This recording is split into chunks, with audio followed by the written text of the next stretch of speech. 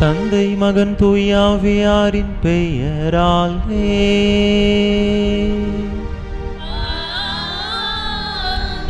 நம் ஆண்டவராகிய இயேசு கிறிஸ்துவின் அருளும் கடவுளின் அன்பும் தூய ஆவியாரின் நட்புறவும் உங்கள் அனைவரோடும் இருப்பதாக.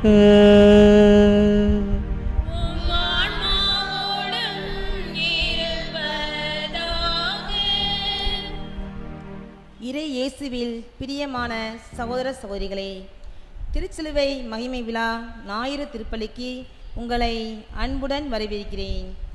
விதை விதைக்கப்பட்டு கடினமான தோலை பீத்து கொண்டுதான் செடி தளிர் விடுகிறது, பின்பு மரமாகிறது, பின்பு பெரிய விருட்சமாக உருவெடுக்கிறது. கடினமான உழைப்பின் பயனால்தான் வாழ்வு வசதியாக மாறுகிறது. மாணவர்களின் இடைவிடாத முயற்சியால் தான் தேர்வில் வெற்றி கிடைக்கிறது. இப்படி இயல்பாகவே நம் வாழ்க்கையில் எவ்வளவு கஷ்டங்களை துன்பங்களை நாம் ஏற்றுக்கொள்கிறோமோ அதன் விளைவாகத்தான் நமக்கு நன்மை கிடைக்கிறது. இது முன் குறிக்கப்பட்ட ஒன்று. ஆம், அவமான சின்னமாக கருதப்பட்ட அந்த சிலுவையைத்தான் இன்று நாம் திருச்சிலுவை என்று ஏற்று கொண்டாடி கொண்டிருக்கிறோம். காரணம், சிலுவையில் அறையப்பட்ட துன்புறுத்தப்பட்டு வேதனையுற்றதன் காரணமாகவே இறைமகன் இயேசு விண்ணகத்திற்கு ஏறி சென்றார், உலக மீட்பராக ஏற்றுக்கொள்ளப்பட்டார். ஆண்டவர் இயேசுவை போலவே கடினமான வாழ்வை ஏற்றுக்கொண்டு நிலை வாழ்வை பெற இன்றைய திருப்பலி வாசகங்கள் நமக்கு அழைப்பு விடுக்கின்றன. கடின வாழ்க்கையை பெற்றுக்கொண்டு நிலை வாழ்வை அடைய இத்திருப்பலியில் இணைவோம், இறை ஆசீர் பெறுவோம். இயேசுவில் அன்பார்ந்த சகோதர சகோதரிகளே, இந்த தெய்வீக திருப்பலியானது இன்று தங்களுடைய திருமண நாளை கொண்டாடக்கூடிய பிரான்சிஸ் வயலட் தம்பதியர்களினுடைய ஆன்ம சரீர நலன்களுக்காக, அவர்களுடைய குடும்ப நலன்களுக்காக, குடும்ப நன்றிக்காக இத்தனை ஆண்டுகளாக இறைவன் அவர்களை ஆசீர்வதித்து காத்து வழி நடத்தியதற்கு நன்றியாக, குடும்பத்திற்கு இறைவன் செய்த எல்லா நன்மைகளுக்கு நன்றியாகவும் இந்த பலியை ஒப்பு கொடுக்கின்றார்கள். அவர்களோடு இணைந்து நாமும் இந்த பலியை இறைவனுக்கு ஒப்பு கொடுப்போம், அவருக்கு நன்றி கூறுவோம். அத்தோடு சேர்த்து புதியதாக புனிதர் பட்டம் பெற்றிருக்கக்கூடிய புனித பியார் ஜார்ஜியோ ஃப்ரசாட்டி, புனித வின்சென்டியர், அந்த சபைகளுடைய வின்சென்டிய சபைகளுடைய அதுவும் இளைஞர்களுடைய ஒரு பாதுகாவலராக இருக்கின்றார். சிறப்பான விதத்திலே அந்த ஒரு நிகழ்வுக்காக நன்றி கூறி அந்த வின்சென்டிய சபைக்கு ஒரு புதிய புனிதரை கொடுத்ததற்காக அனைத்து வின்சென்டியர்களும், நம்முடைய பங்கை சார்ந்த வின்சென்டியர்கள் அனைவரும் இணைந்து இறைவனுக்கு நன்றி செலுத்துகிறார்கள். நாமும் அவர்களோடு இணைந்து இறைவனுக்கு இந்த புனிதருக்காக நன்றி கூறுவோம். அன்பு மக்களே, கடந்த 7ஆம் தேதி, செப்டம்பர் மாதம் 7ஆம் தேதி நம்முடைய திருத்தந்தை லியோ அவர்கள் 2 புனிதர்களுக்கு புனிதர் பட்டம் கொடுத்தார். ஒன்று வின்சென்டியர்களுடைய, அதுவும் இளம் வின்சென்டியர்களுடைய பாதுகாவலராக இருக்கக்கூடிய புனித பியார் ஜார்ஜியோ ஃப்ரசாட்டி, இன்னொன்று புனித கார்லோ அக்யூட்டிஸ். 2 பேருக்குமே உள்ள ஒரு சிறப்பு என்ன என்று சொன்னால், 2 பேருமே இளம் வயது படைத்தவர்கள். ஜார்ஜியோ ஃப்ரசாட்டியை நாம் எடுத்துக்கொண்டோம் என்று சொன்னால் 1901ஆம் ஆண்டிலே பிறந்தார். 1925ஆம் ஆண்டிலே இறை பதம் சேர்ந்தார். 24 வயதிலேயே இறை பதம் சேர்ந்த அவரைத்தான் திரு அவை என்று புனிதராக கொண்டாடுகின்றது. செல்வ செழிப்பான குடும்பத்திலே பிறந்த பொழுதிலும் கூட சிறு வயதிலிருந்தே பிறருக்கு உதவி செய்ய வேண்டும், குறிப்பாக ஏழை எளிய மக்களுக்கு உதவி செய்ய வேண்டும் என்கின்ற அதீத ஆர்வம் கொண்டவர்.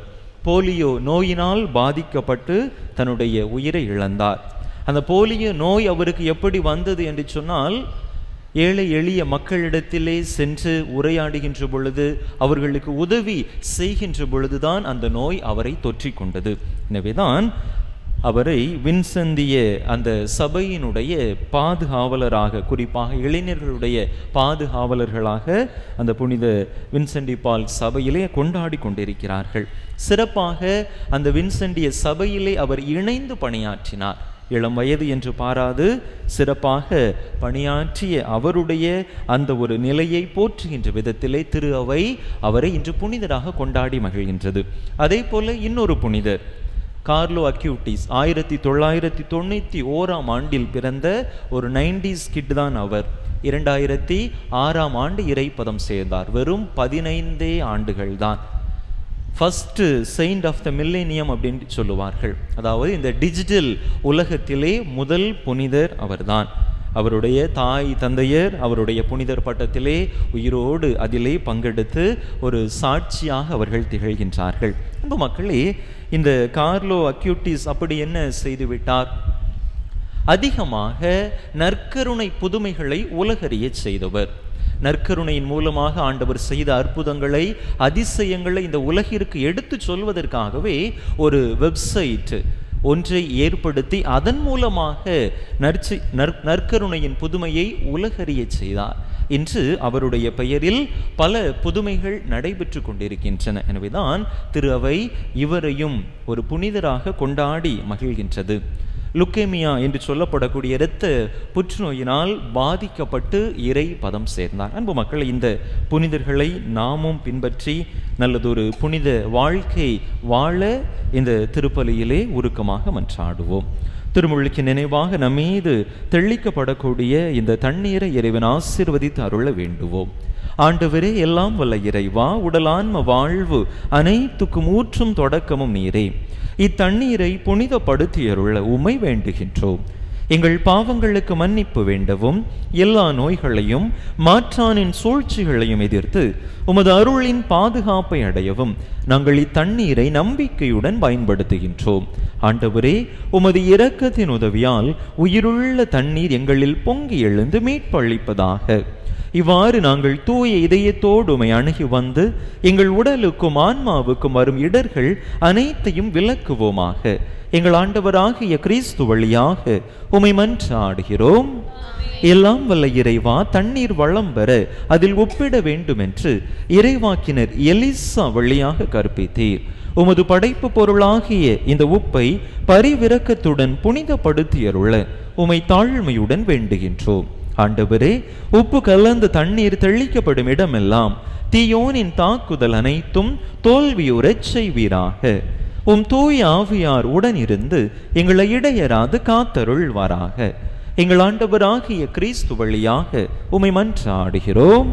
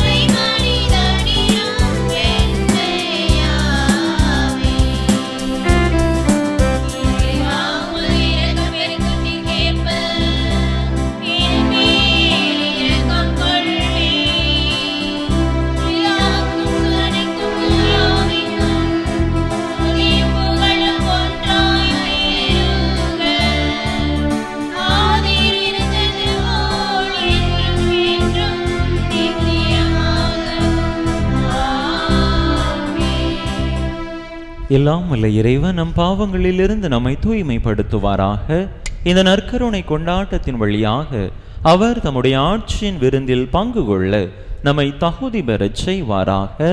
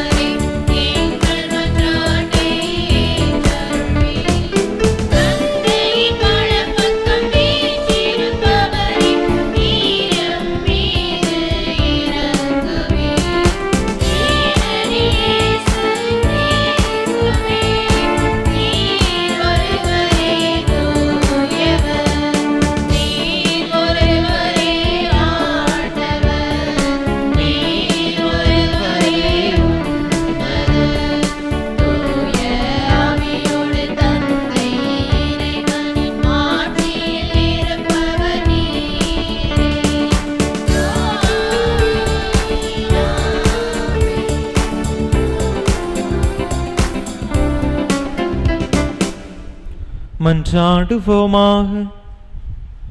இறைவா, மனிதர் அனைவரின் மீட்புக்காக ஒரே திருமகன் சிலுவையை ஏற்க திருவுளமானீரே. இவ்வாறு அச்சிலுவையின் மறைபொருளை இவ்வுலகில் அறிந்திருக்கின்ற நாங்கள் அதன் மீட்பின் பயனை விண்ணுலகில் பரிசாக பெற்றுக்கொள்ள தகுதி பெற அருள் புரிவீராக. உம்மோடு தூயாவியாரின் ஒன்றைப்பில் ஒரே இறைவனாய் என்றென்றும் வாழ்ந்து ஆட்சி செய்கின்ற எங்கள் ஆண்டவரும் திருமகனுமாகிய இயேசு கிறிஸ்து வழியாக உம்மை மன்றாடுகின்றோம்.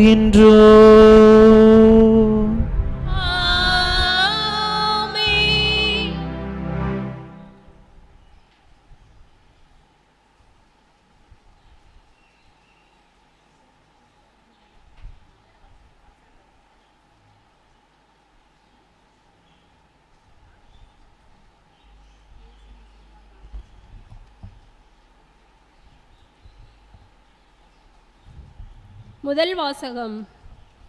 கொள்ளிவாய் பாம்பை பார்க்கிற ஒவ்வொருவனும் பிழைப்பான். எண்ணிக்கை நூலிலிருந்து வாசகம்.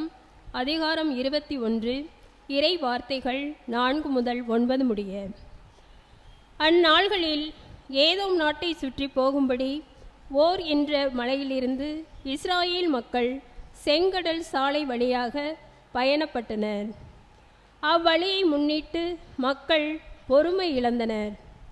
மக்கள் கடவுளுக்கும் மோசேக்கும் எதிராக பேசினர். இந்த பாலை நிலத்தில் மாளும்படி எங்களை எகிப்திலிருந்து கொண்டு வந்தது ஏன்? இங்கு உணவும் இல்லை, தண்ணீரும் இல்லை.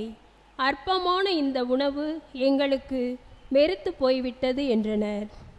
உடனே ஆண்டவர் கொள்ளிவாய் பாம்புகளை மக்களிடையே அனுப்பினார். அவை கடிக்கவே இஸ்ராயேல் மக்களில் பலர் மாண்டனர். அப்போது மக்கள் மோசேயிடம் வந்து, நாங்கள் பாவம் செய்துள்ளோம், நாங்கள் ஆண்டவருக்கும் உமக்கும் எதிராக பேசியுள்ளோம். அவர் இந்த பாம்புகளை அகற்றி விழும்படி நீர் ஆண்டவரிடம் வேண்டிக் கொள்ளும் என்றனர். அவ்வாறே மோசே மக்களுக்காக மன்றாடினார். அப்போது ஆண்டவர் மோசேயிடம் கொள்ளிவாய் பாம்பு ஒன்றை செய்து அதை ஒரு கம்பத்தில் பொருத்தி, கடத்தப்பட்டோரில் இதை பார்க்கிற ஒவ்வொருவனும் பிழைப்பான் என்றார். அவ்வாறே மோசே ஒரு வெண்கல பாம்பை செய்து அதை ஒரு கம்பத்தில் பொருத்தினார். பாம்பு கடித்த எந்த ஒரு மனிதனும் இந்த வெண்கல பாம்பை பார்த்து உயிர் பிழைப்பான். இது ஆண்டவர் வழங்கும் அருள்வாக்கு.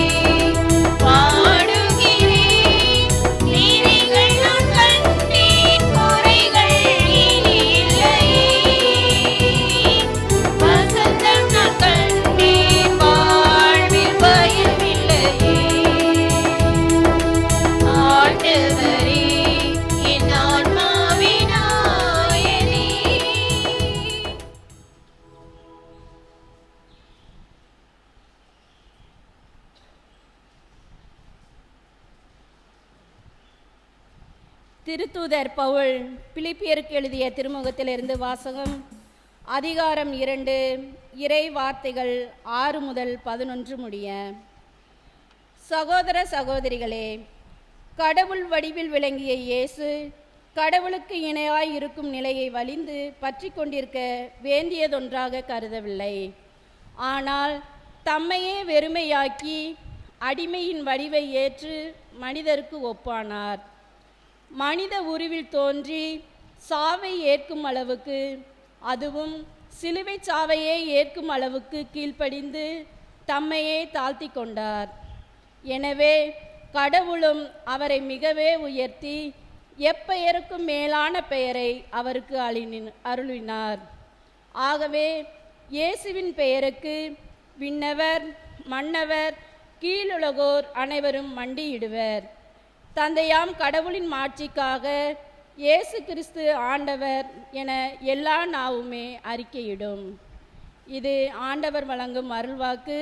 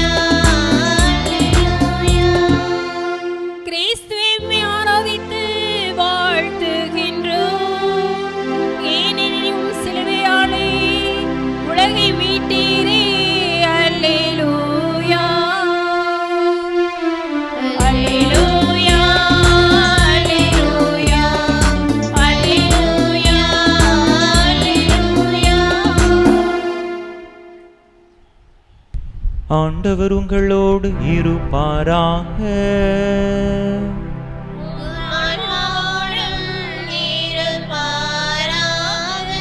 யோவான் எழுதிய தூய நற்செய்தியிலிருந்து வாசகம்.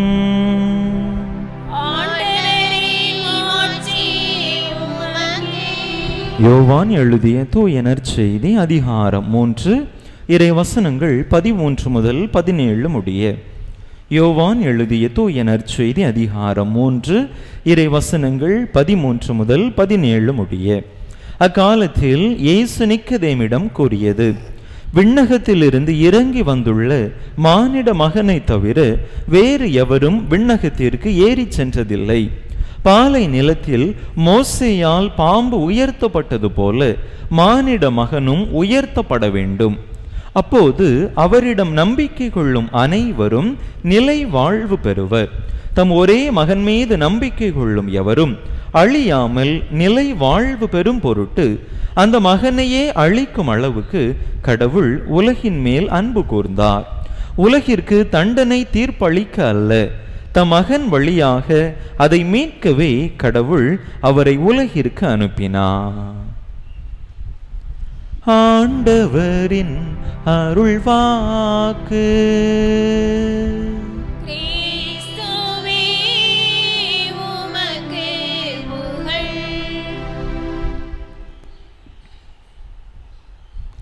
இயேசுவில் அன்பார்ந்த சகோதர சகோதரிகளே, சிறுவன் ஒருவன் அதிகமாக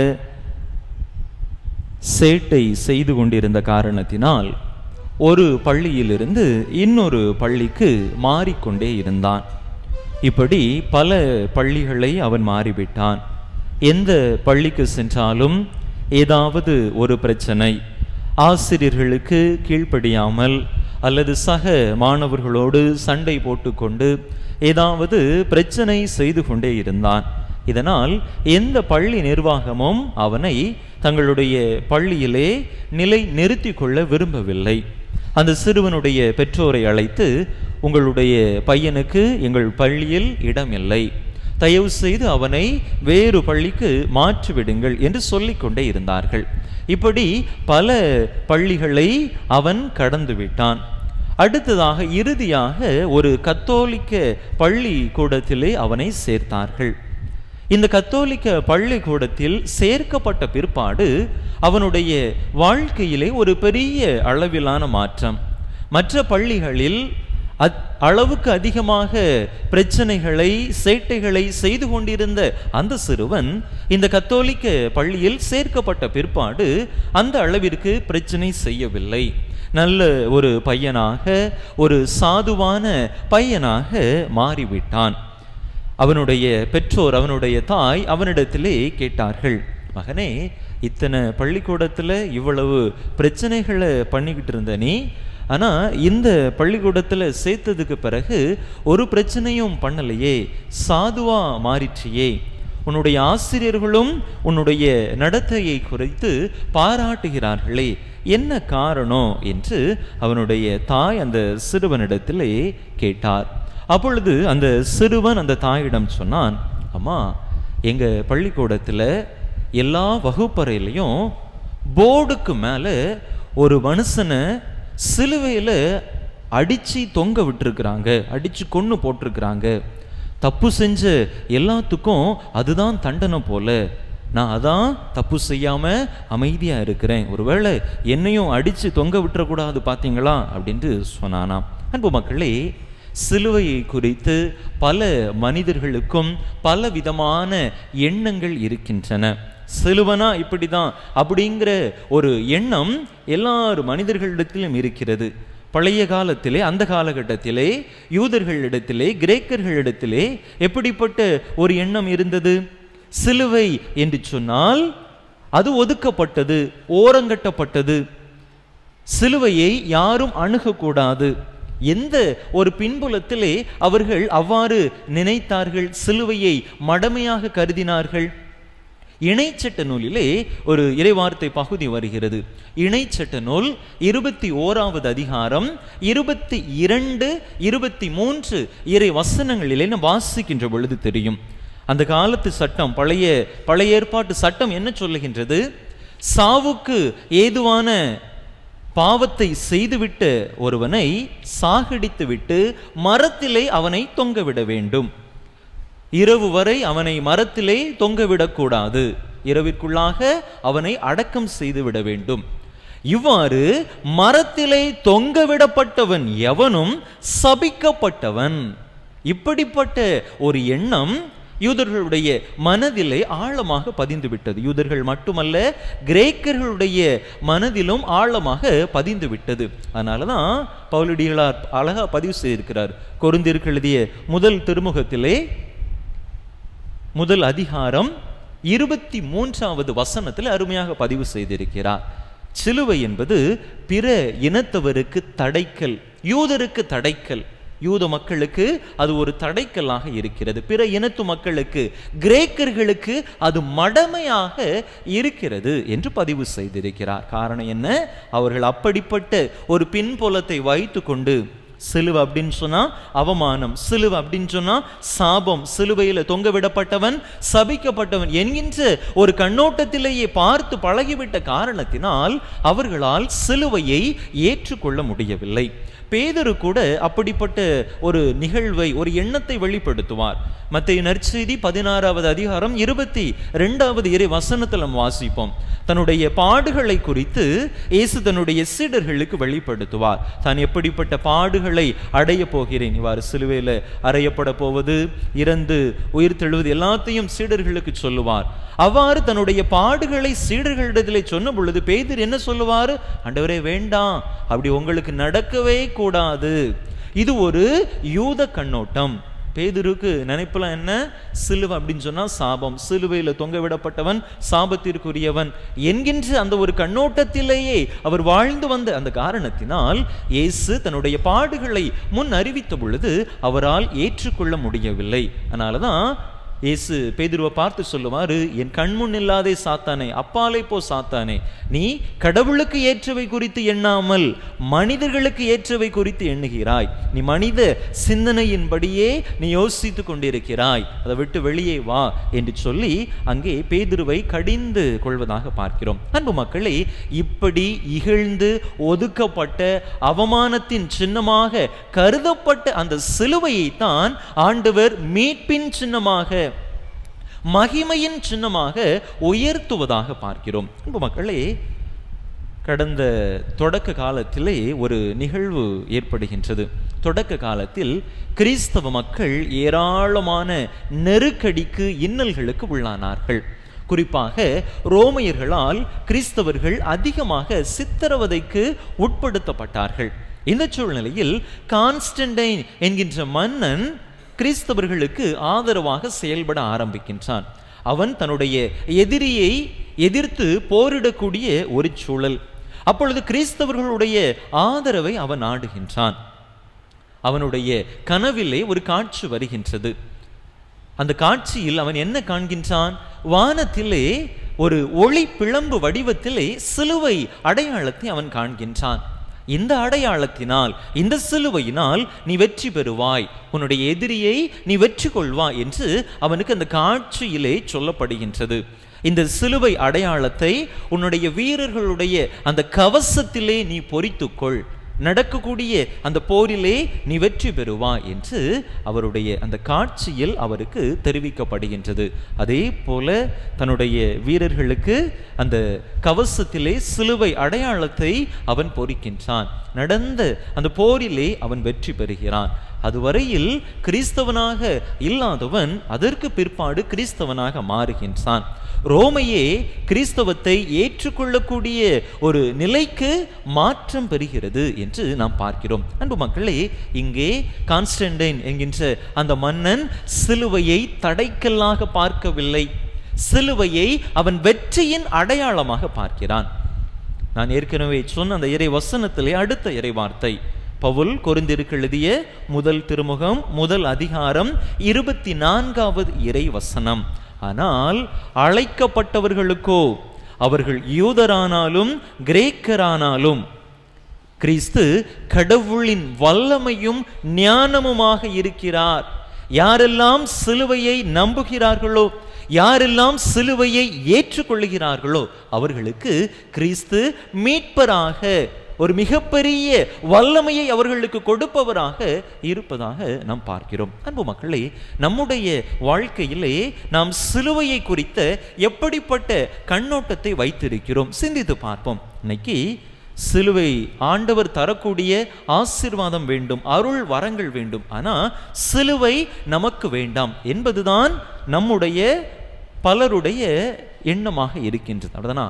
இன்னைக்கு பலரும் தங்களுடைய வீடுகளில் திருச்சிலுவையை வைக்க முன் வருவதில்லை, கழுத்தில் சிலுவையை அணிவதற்கு பலரும் முன் வருவதில்லை. என்ன காரணம் நினைக்கிறீங்க? பாவச்சிலுவை. சிலுவை வந்தா வீட்டுக்கு சிலுவை வந்துடும், துன்பம் வந்துடும், பிரச்சனை வந்துடும். எத்தனை வீட்டில் சிலுவை இருக்குது? நம்ம வீடுகளில் எல்லா வீட்லையும் இருக்குது. பரவாயில்ல. அன்பு மக்களே, நம்பிக்கையோடு நாம் திருச்சிலுவையை அணுகுகின்ற பொழுது திருச்சிலுவை நமக்கு வாழ்வு தரக்கூடியது, மீட்பு தரக்கூடியது. முதல் வாசகத்தில் பார்க்கணும், அப்படிதானே?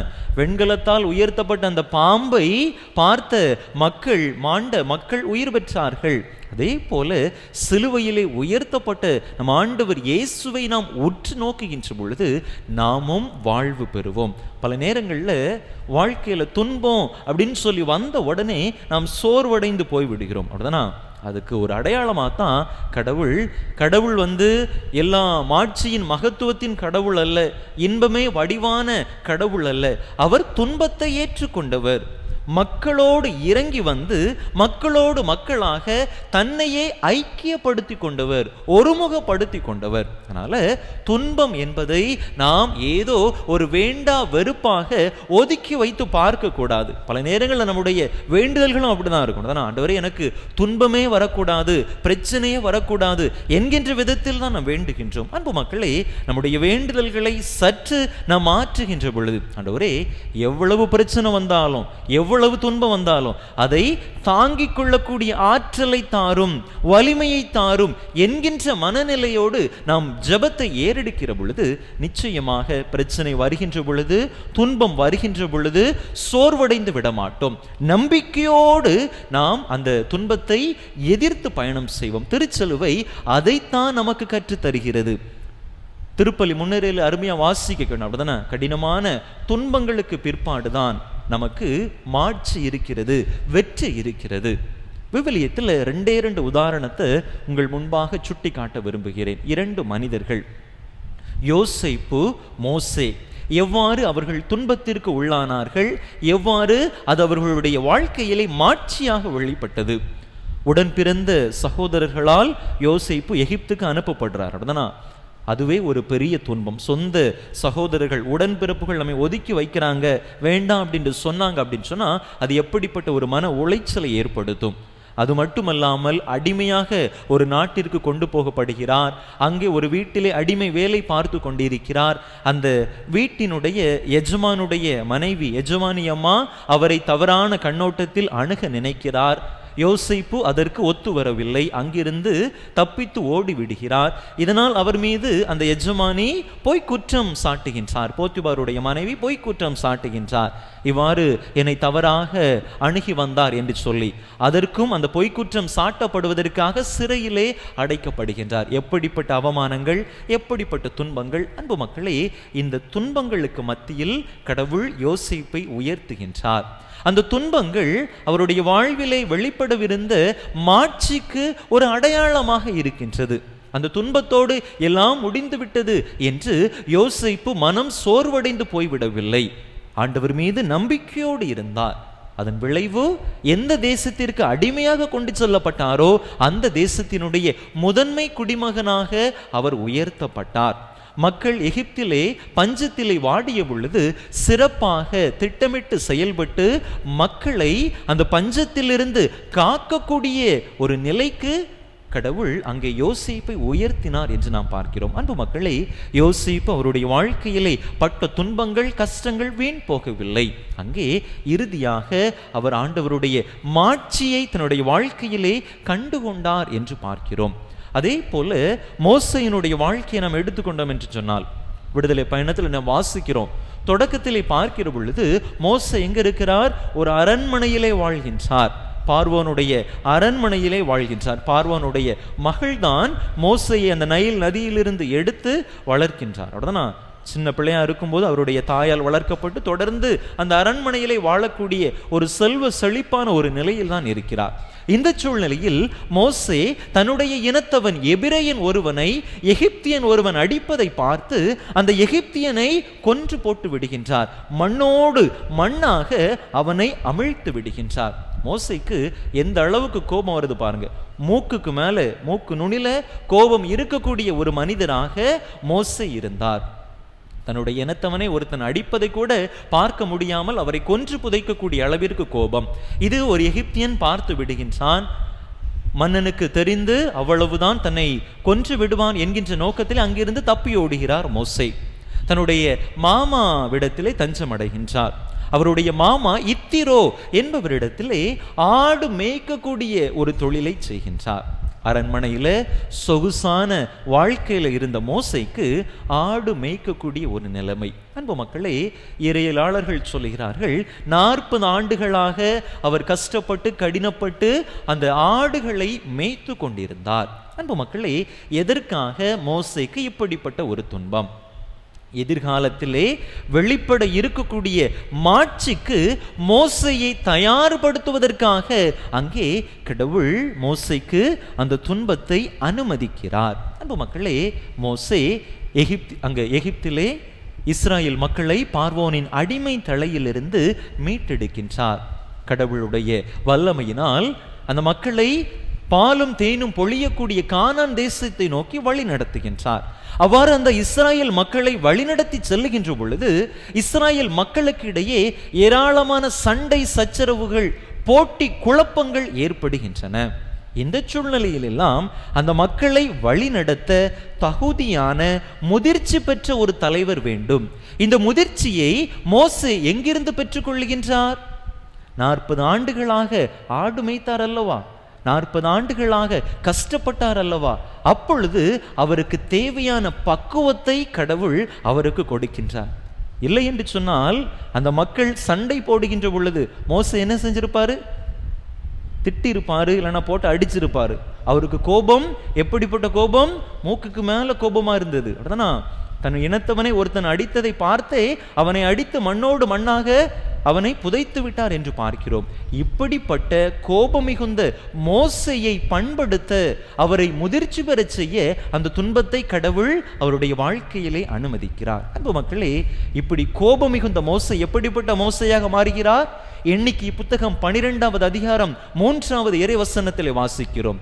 பூவுலகிலே மோசையை போல சாந்தமான ஒரு மனிதன் இல்லை என்று நாம் பார்க்கிறோம். அந்த அளவிற்கு அவர் ஒரு சாந்தம் மிகுந்த ஒரு மனிதனாக மாறுகின்றார். அந்த மக்களை வழிநடத்த அப்படிப்பட்ட சாந்தம், அப்படிப்பட்ட ஒரு முதிர்ச்சி அவருக்கு தேவைப்பட்டது.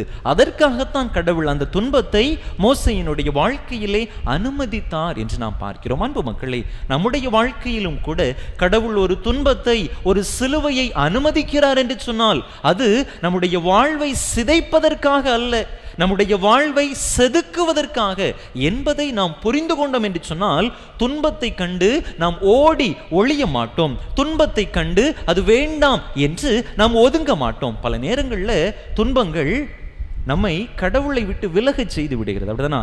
ஏதாவது ஒரு துன்பம் வந்துட்டு, ஒரு பிரச்சனை வந்துட்டு, ஒரு கஷ்டம் வந்துட்டு அப்படின்னு சொன்ன என்ன செய்வோம்? பல நேரங்களில் கோயில் காரியங்களில் அதிகமாக நாம் ஈடுபாடு காட்ட மாட்டோம்.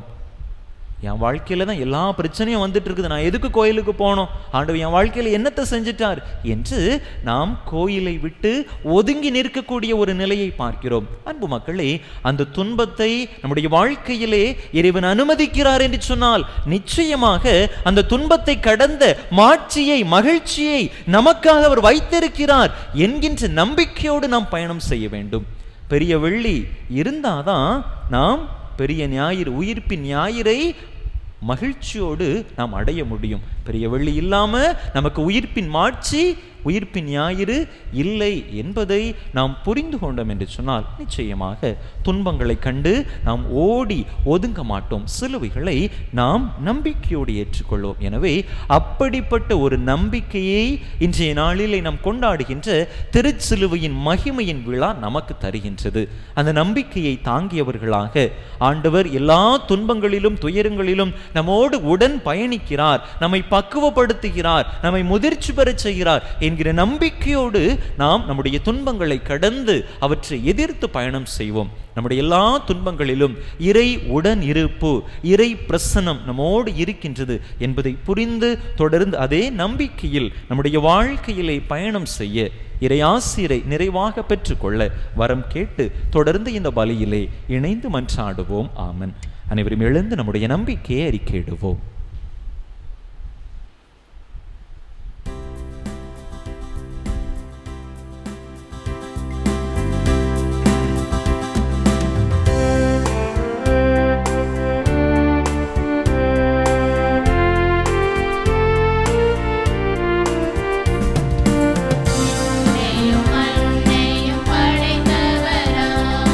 கடவுள் ஒருவர் இருக்கின்றார்.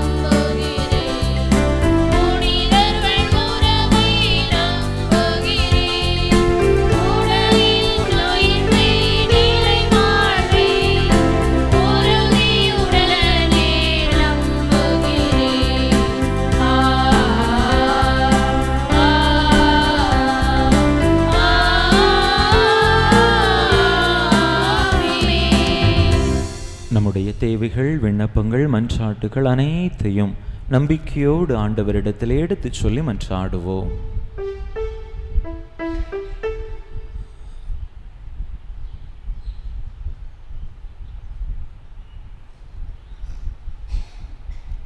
நல்லாயனே எம் இறைவா, திரு அவையை வழிநடத்தும் திருத்தந்தை, ஆயர்கள், குருக்கள், துறவரத்தார் இவர்களது ஆன்மா நலன் பெறவும் பணி சிறக்கவும் இறைவா உம்மை மன்றாடுகிறோம்.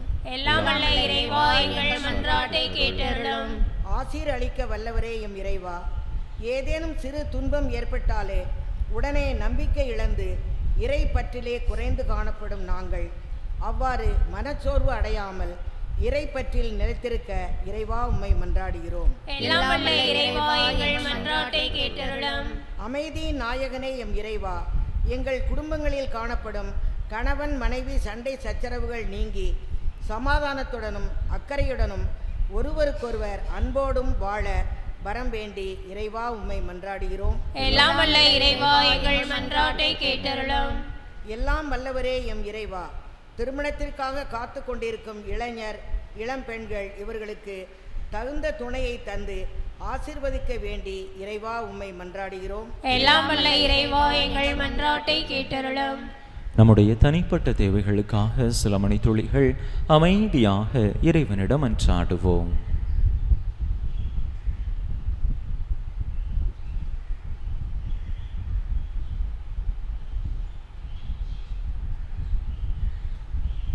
அன்பு தந்தையே இறைவா, உம் அன்பு பிள்ளைகள் நாங்கள் கேட்ட இந்த மன்றாட்டுக்களை எல்லாம் எங்களுக்கு தந்தருள வேண்டும் என்று எங்கள் ஆண்டவராகிய கிறிஸ்து வழியாக உம்மை மன்றாடுகிறோம். ஆமென்.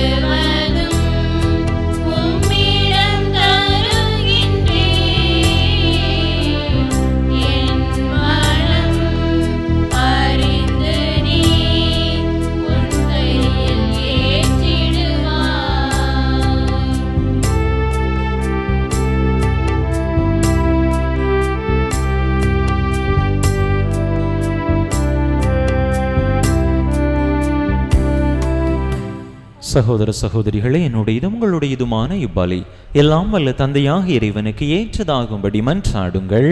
ஆண்டவர் தம் திருப்பெயரின் புகழ்ச்சிக்காகவும் ஆட்சிக்காகவும் நமது நன்மைக்காகவும் புனித திரு அவை அனைத்தின் நலன்களுக்காகவும் உமது கையில் நின்று திருப்பலியை ஏற்றுக்கொள்வாராக. ஆண்டவரே, சிலுவை பீடத்தில் ஒப்பு கொடுக்கப்பட்ட காணிக்கை அனைத்துலக பாவங்களையும் போக்கியது.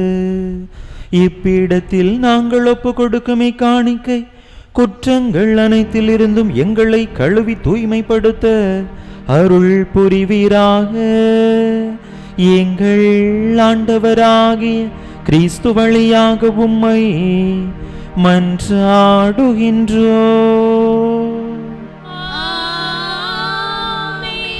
ஆண்டவர் உங்களோடு இருப்பாராக.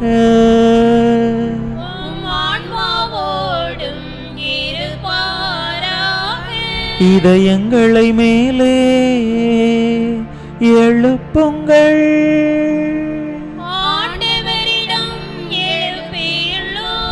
நம் இறைவனாகிய ஆண்டவருக்கு நன்றி கூறுவோம்.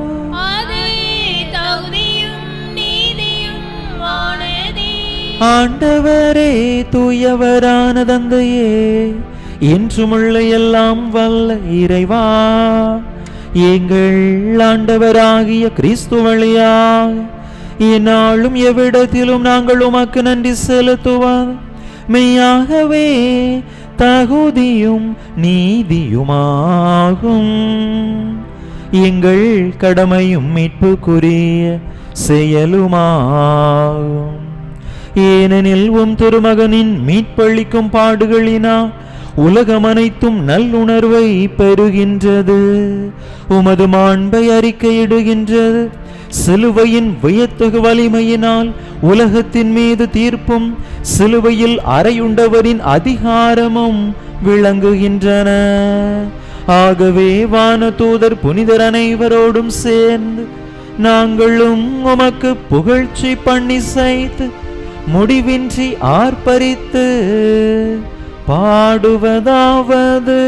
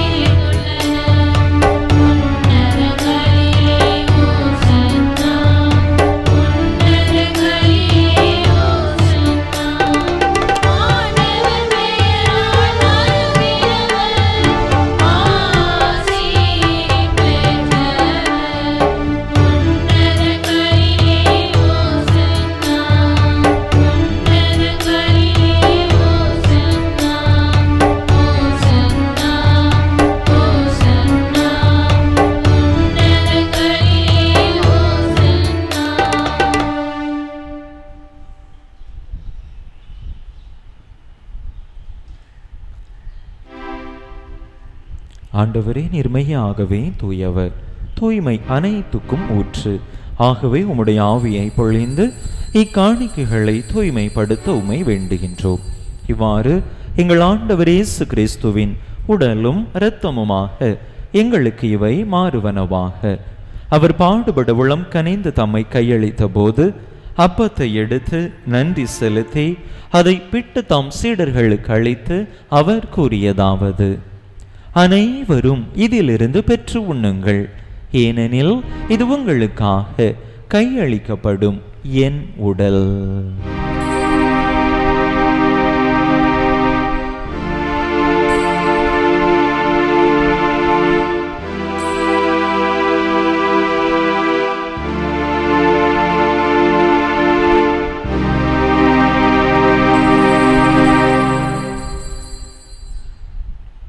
அவ்வண்ணமே இரவு விருந்தை அருந்திய பின் கிண்ணத்தையும் எடுத்து மீண்டும் உமக்கு நன்றி கூறி தம் சீடர்களுக்கு அளித்து அவர் கூறியதாவது: அனைவரும் இதிலிருந்து பெற்று பருகுங்கள், ஏனெனில் இது புதிய நிலையான உடன்படிக்கைக்குரிய என் இரத்தத்தின் கிண்ணம். இது பாவ மன்னிப்புக்கென்று உங்களுக்காகவும் பலருக்காகவும் சிந்தப்படும். இதை என் நினைவாக செய்யுங்கள்.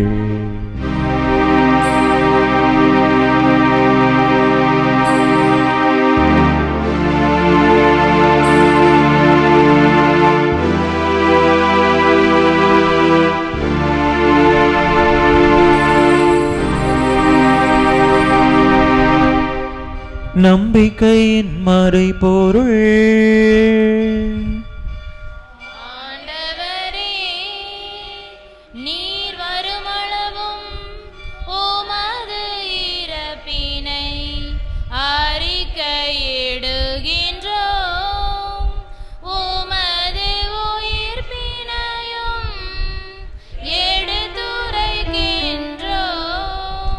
ஆகவே ஆண்டவரே, நாங்கள் கிறிஸ்துவின் இறப்பினையும் உயிர்ப்பினையும் நினைவு கூர்ந்து வாழ்வு தரும் அப்பத்தையும் மீன்பளிக்கும் கிண்ணத்தையும் உமக்கு ஒப்பு கொடுக்கின்றோம்.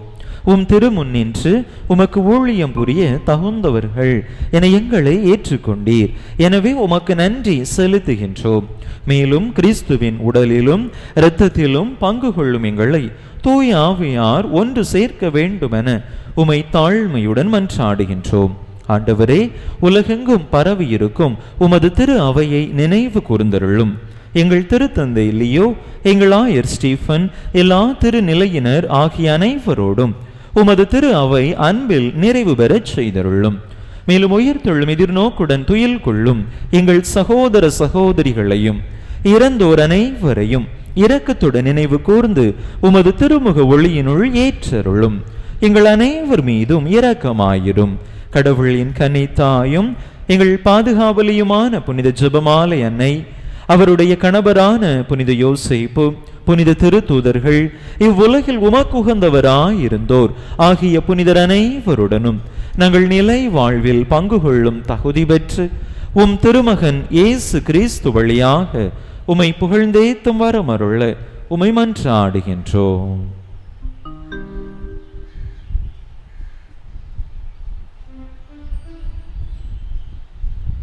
இவர் வழியாக இவரோடு இவரில் எல்லாம் வல்ல இறைவனாகிய தந்தையே, தூய ஆவியாரின் ஒன்றிப்பில் எல்லா புகழும் மாட்சியும் என்றென்றும் உமக்கு உரியதே.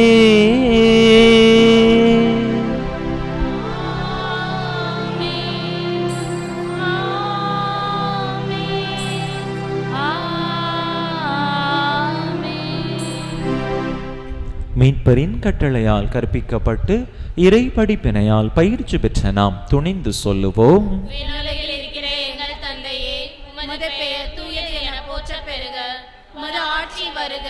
உமது திருவுளம் விண்ணுலகில் நிறைவேறுவது போல மண்ணுலகிலும் நிறைவேறுக. எங்கள் அன்றாட உணவை இன்று எங்களுக்கு தாரும். எங்களுக்கு எதிராக குற்றம் செய்வோரை நாங்கள் மன்னிப்பது போல எங்கள் குற்றங்களை மன்னியும். எங்களை சோதனைக்கு உட்படுத்தாதேயும், தீமையிலிருந்து எங்களை விடுவித்தருளும். ஆண்டவரே, தீமை அனைத்திலிருந்தும் எங்களை விடுவித்து எங்கள் வாழ்நாளில் அமைதியை கனிவுடன் அருள உமை மன்றாடுகின்றோம். உமது இரக்கத்தின் உதவியால் நாங்கள் பாவத்திலிருந்து எப்போதும் விடுதலை பெற்று யாதொரு கலக்கமுமின்றி நலமாய் இருப்போமாக. நாங்கள் எதிர்நோக்கி இருக்கும் பேரின்பத்துக்காகவும் எமீட்பராகிய இயேசு கிறிஸ்துவின் வருகைக்காகவும் காத்திருக்கின்றோம். ஆண்டவரே இயேசு கிறிஸ்துவே, அமைதியை உங்களுக்கு விட்டுச் செல்கின்றேன், என் அமைதியையே உங்களுக்கு அளிக்கின்றேன் என்றும் திருத்தூதர்களுக்கு மொழிந்தீரே. எங்கள் பாவங்களை பாராமல் உமது திரு அவையின் நம்பிக்கையை கண்ணோக்கி உமது திருவுள்ளத்துக்கு ஏற்ப அதற்கு அமைதியையும் ஒற்றுமையையும் அளித்தருள்வீராக. என்றென்றும் வாழ்ந்து ஆட்சி செய்கின்றவர் நீரே. ஆண்டவருடைய அமைதி உங்கள் அனைவரோடும் என்றும் இருப்பதாக. ஒருவருக்கொருவர் கிறிஸ்து வழங்கும் அமைதியை பகிர்ந்து கொள்வோம்.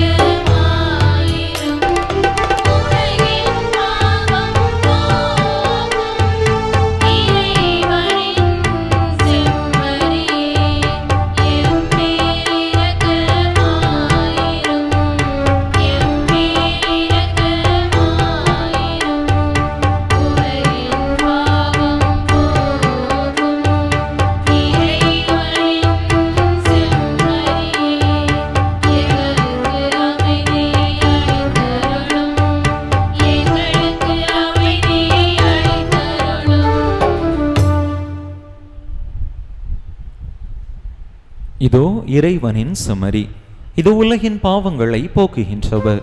இந்த செம்மறியின் திருவிருந்துக்கு அழைக்க பெற்றுள்ள நாம் பேறு பெற்றோ. ஆண்டவரே, நீரின் இல்லத்தில் எழுந்தருளி வர நான் தகுதியற்றவள்.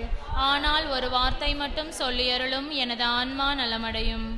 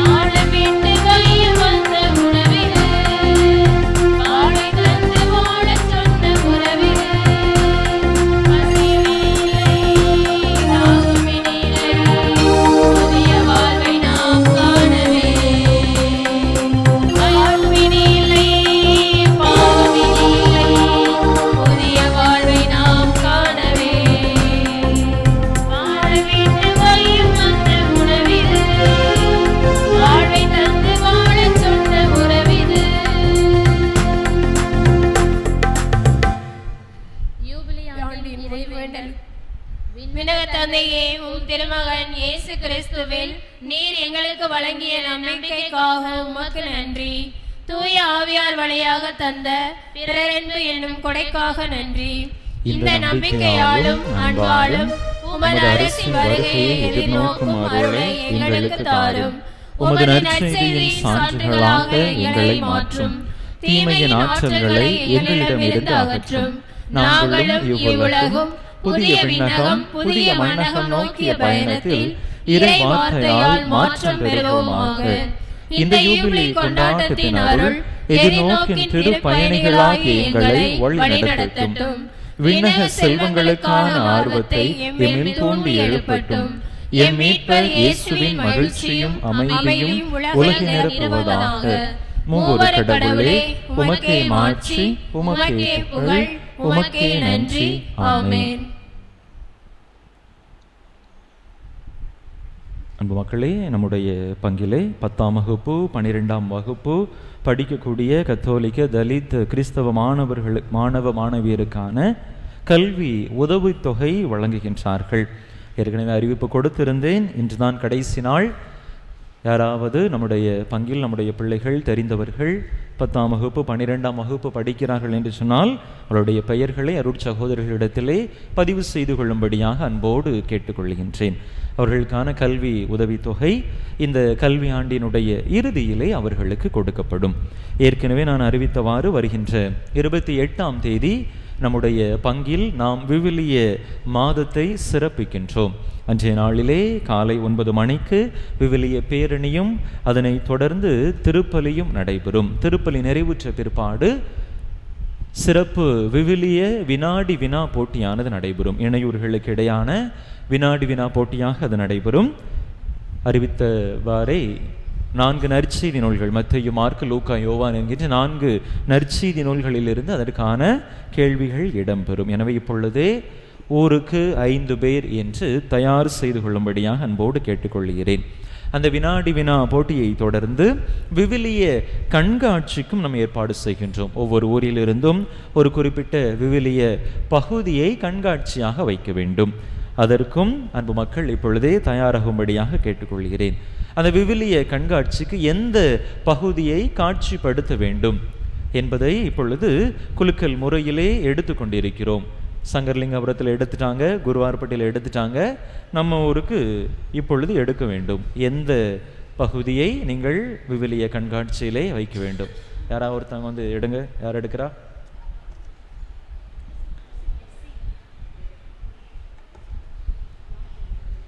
வா.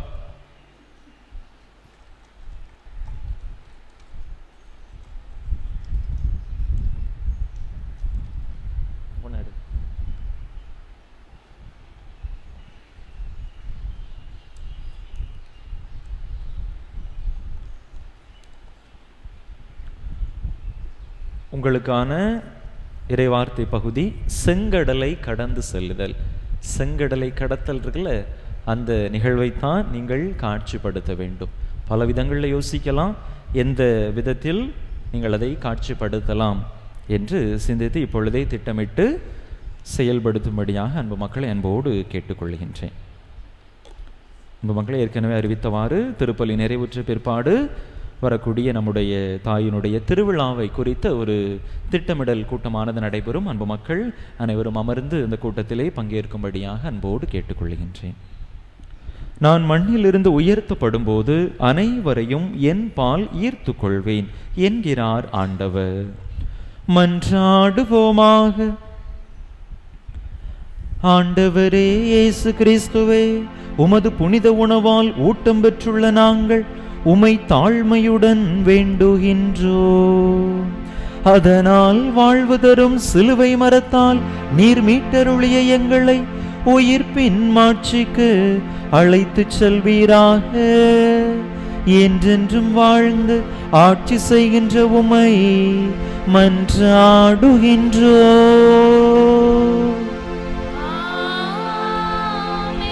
ஆண்டவர் உங்களோடு இருப்பாராக.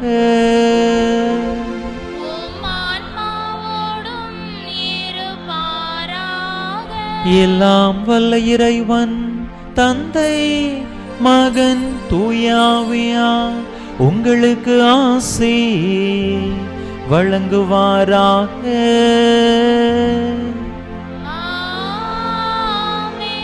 இறையாசிரை நிறைவாக பெற்றவர்களாக சென்று வாருங்கள். திருப்பலி நிறைவேறிற்று.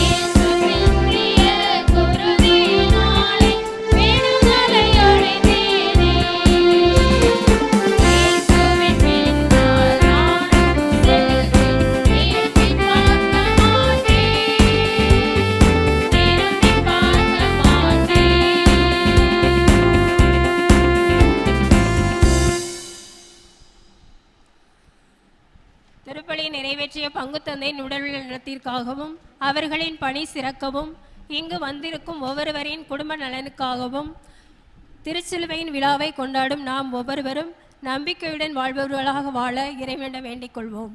விண்ணுலகில் இருக்கின்ற எங்கள் தந்தையே, உமது பெயர் தூயதென போற்ற பெறுக, உமது ஆட்சி வருக, உமது திருவுளம் விண்ணுலகில் நிறைவேறுவது போல மண்ணுலகிலும் நிறைவேறுக. எங்கள் அன்றாட உணவை இன்று எங்களுக்கு தாரும். எங்களுக்கு எதிராக குற்றம் செய்வோரை நாங்கள் மன்னிப்பது போல எங்கள் குற்றங்களை மன்னியும்.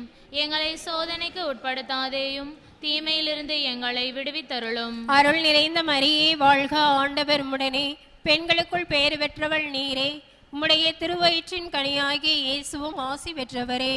புனித மரியே, இறைவனின் தாயே, பாவிகளாயிருக்கிற எங்களுக்காக இப்பொழுதும் எங்களது இறப்பின் வேளையிலும் வேண்டிக் கொள்ளும். ஆமேன். தந்தைக்கும் மகனுக்கும் தூய ஆவியாருக்கும் ஆட்சி உண்டாவதாக. தொடக்கத்தில் இருந்தது போல இப்பொழுதும் எப்பொழுதும் என்றென்றும் இருப்பதாக. ஆமேன். புனித ஜெபமாலை அன்னையே, எங்களுக்காக வேண்டிக் கொள்ளும். புனித ஞான பிரகாசியாரே, எங்களுக்காக வேண்டிக் புனித கொள்ளும். அந்தோனியாரே, எங்களுக்காக வேண்டிக் புனித கொள்ளும். சூசேப்பரே, எங்களுக்காக வேண்டிக் கொள்ளும். வின்சென்ட் தே பவுல் சபையின் 2 இளைஞர்களை குறித்து இன்று கொண்டாடுகிறோம். அவர்களையும் இந்த நேரத்தில் நினைவு கூறுகின்றோம்.